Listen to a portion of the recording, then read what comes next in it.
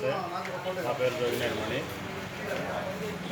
గత కొద్ది కాలంగా పోసాని కృష్ణమురళి గారు పవన్ కళ్యాణ్ పైన అనుచిత వ్యాఖ్యలు, అలాగే చంద్రబాబు నాయుడిని, లోకేష్ బాబును చాలా అసభ్యకరంగా మాట్లాడుతూ ఉంటే మా మనోభావాలు సైన్స్గా లాస్ట్ టైం గవర్నమెంట్లోనూ ప్లస్ ఎలక్షన్లోనూ నేను 2-3 మార్లు కంప్లైంట్ ఇచ్చి ఆ గవర్నమెంట్లో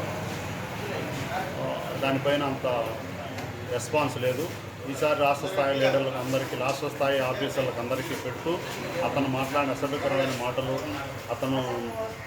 అతని మాట తీరు జీర్ణించుకోలేక 10 సంవత్సరాలుగా మేము దేవుడుగా భావించే పవన్ కళ్యాణ్ గారిని అతను మాట్లాడే తల్లిని, బిడ్డలను, భార్యలను విమర్శిస్తూ ఉంటే మా మనోభావాలు పూర్తిగా దెబ్బతిని మనసులో కలత చెంది మేము మాట్లాడేదానికి మా నాయకుడి యొక్క సనాతన ధర్మము, దైవభక్తి కలిగినటువంటి మా నాయకుడు పార్టీలో ఉండి మేము అసభ్యకరమైన మాటలు అతన్ని మాట్లాడలేక పోలీస్ కంప్లైంట్ ఇవ్వడం జరిగింది.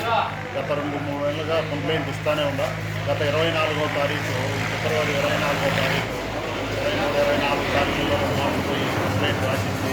ఈసారి ఈ విధంగా మా నాయకుడిని మాట్లాడుతున్నారు, అతని పైన కేసు బుక్ చేయండి అని చెప్పి రిక్వెస్ట్ చేసుకొని రాష్ట్ర స్థాయిలో తీసుకోవడం జరిగింది.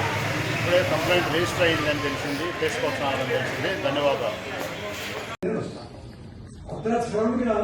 ఏ నోటీస్ ఇవ్వకుండా మీరు ఎవరో తెలియకుండా నోటీస్ ఏం లేదా? మీరు లోపలికి కేసుకుంటున్నారు, కేసుకురండి, రాజకీయ కేసుకురండి. మీరు ఎవరైనా రాజకీయ కేసుకురండి. నోటీసు పంపిస్తే నేను హాస్పిటల్కి వెళ్ళి ట్రీట్మెంట్ చేసుకొని మీకు వస్తా. సార్ మేము అరెస్ట్ చేస్తాం సార్, మీరు కోఆపరేట్ చేయండి, లేదంటే మీరు కంప్లైంట్ చేయాల్సి వస్తుంది. అంతే మా డ్యూటీకి ఒకటి వినండి సార్, ఆపరేషన్ మా కోఆపరేషన్ చేయండి. మీరు పేషెంట్ కూడా ఆపరేషన్ చేయాలా? పేషెంట్ కొన్ని వీడియో తీస్తున్నారండి, మేము చూస్తున్నాము. మీరు రండి, మా ఇల్లు కూర్చోండి, తీసుకుని రండి, కోఆపరేట్ చేయండి. పోలీసు మీ ఇంటి కదా కేసు ఉంటే ఎవరింటికైనా ఎక్కడైనా జమ్మూ కాశ్మీర్ టు ఇండియాలో ఎక్కడైనా మీరు అరెస్ట్ చేసే అధికారం మాకు ఉంది. మేము ప్లీజ్ చెప్పేది రండి. పోలీస్ కి BNSS యాక్ట్